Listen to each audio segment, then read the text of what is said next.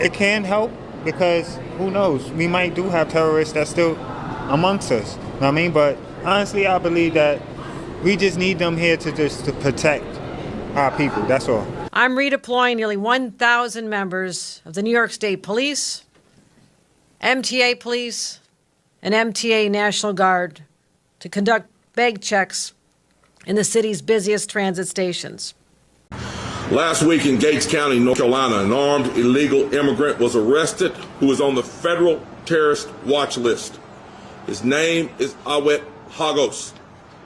Reports indicate that Hagos came into the United States from Haiti, but is originally from an area near Yemen, a known hotbed of terrorist activity.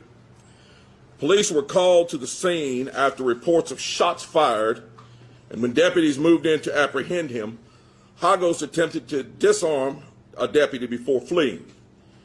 It took law enforcement over 4 hours to finally apprehend him. After learning of this incident, I spoke with Sheriff Ray Campbell of Gates County. I was briefed by him on the situation and thanked him for honorably discharging his duties and for the courageous actions of his deputies. More importantly, I promised I would do everything I could to assist him. At this time, the suspect is currently being held and has been charged with 3 counts of assault on a government official, 3 counts of resisting a public officer, 1 count of carrying a concealed weapon. The Gates County Sheriff's Office currently has 12 deputies, yet they find themselves dealing with a violent illegal immigrant that our own national security has flagged as a potential terrorist threat. Earlier this morning, my office sent a letter to President Biden. I called on President Biden to give immediate answers.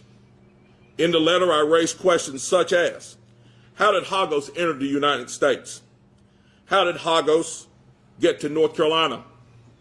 Did he travel by air, interstate, or rail? Are there other places that he's been in our state, that he's traveled to or through? And should those areas be on heightened alert? Is he alone? Are there others we should be watching for? Why is Hagos on the terrorist watch list? What organizations does he have ties to? What is his motive and his training? Mr. Hagos reportedly applied for and was denied citizenship. Why? President Biden, when Hagos was denied citizenship, who was alerted of his presence? Did the federal government report this to the state? Did the federal government report any of his activity to local law enforcement? Are there more illegal immigrants on the terrorist watch list here in North Carolina? We deserve answers to these questions. Over the last few years, North Carolina has seen multiple attacks on our infrastructure. We've experienced a cyber attack on the natural gas pipeline, and we've had multiple power substation attacks.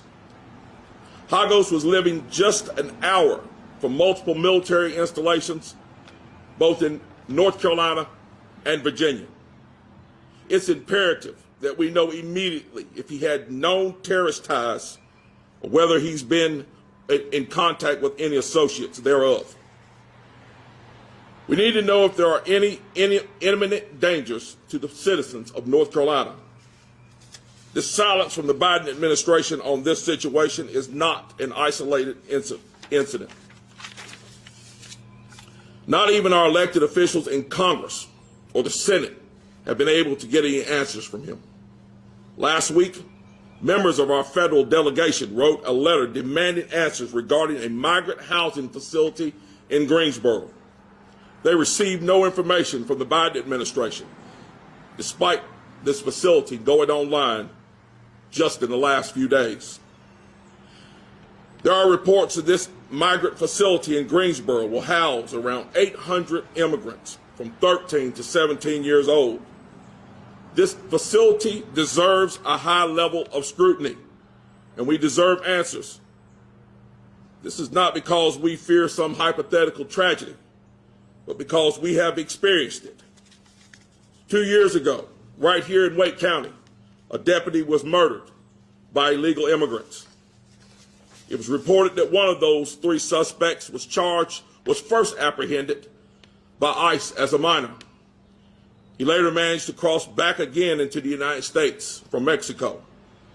Under Joe Biden's administration, over 7 million individuals have entered our nation illegally. And it's estimated that roughly 500,000 illegal immigrants are here in North Carolina.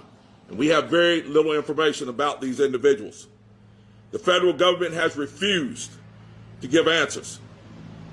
There have been very little coordination with local elected officials and law enforcement. So I have a message from President Biden. Mr. President, next week you will be here in our state, and we deserve answers. Our police and law enforcement deserve support, transparency, and information. Mr. President, for you to keep our state in the dark about an armed illegal who's on the terrorist watch list from an area near Yemen is not only wrong, it's dangerous. And the people of this great state deserve better.